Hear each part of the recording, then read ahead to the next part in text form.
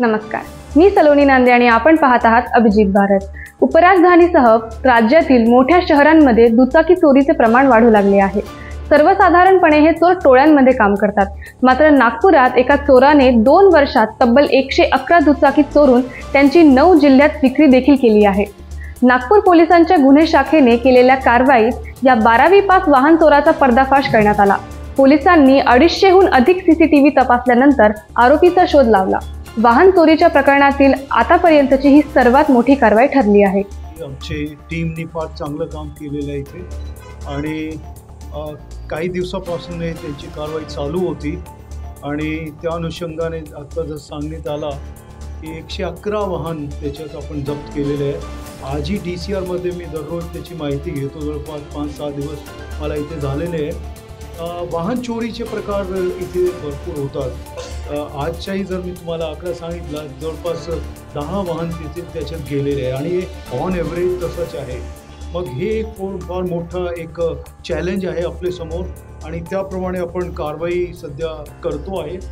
कुठून गेला, केव्हा गेला, ते सगळं एक ॲनालाइज आणि ते पॅटर्न जे आहे त्याप्रमाणे आपली कारवाई सध्या चालू आहे। आणि याच्यात जो गुन्हेगार आहे त्याच्याकडून सुरुवातीला जे वाहन मिळाले तर त्याचे नंतर त्यांनी अजून कुठे कुठे विकलेले आहे, तो एक मोठा चॅलेंज आपल्यासमोर होता।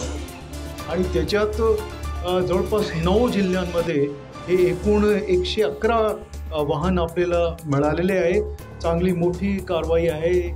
आपण जर बघितलं याच्या अगोदर कधी इतकी मोठी कारवाई झालेली नाही आहे आणि ह्या डायरेक्शनमध्ये आम्ही सगळ्यांना सांगितलेलं एक गुन्हे थांबवणे आणि जर घडले तर ते डिटेक्ट करणे आणि डिटेक्ट केल्यानंतर ते सापडले पाहिजे आणि ते रिकवर पण झाले पाहिजे आणि ज्यांचे हे वाहन गेलेले आहे त्यांना परत पण मिळाले पाहिजे।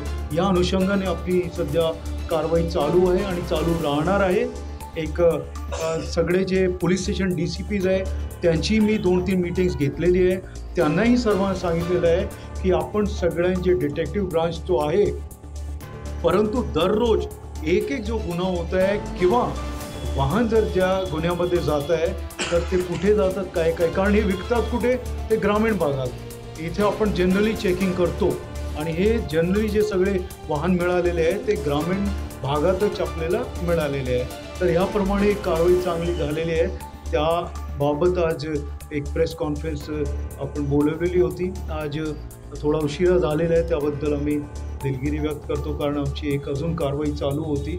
या क्रिमिनल्सवर आणि क्राईम कमी करण्यासाठी आणि लॉ अँड ऑर्डर आपले कंट्रोलमध्ये राहायला पाहिजे। कोणी हे समजून की काही करू शकतो असा होता कामा नये, या अनुषंगाने आपली कारवाई चालू आहे।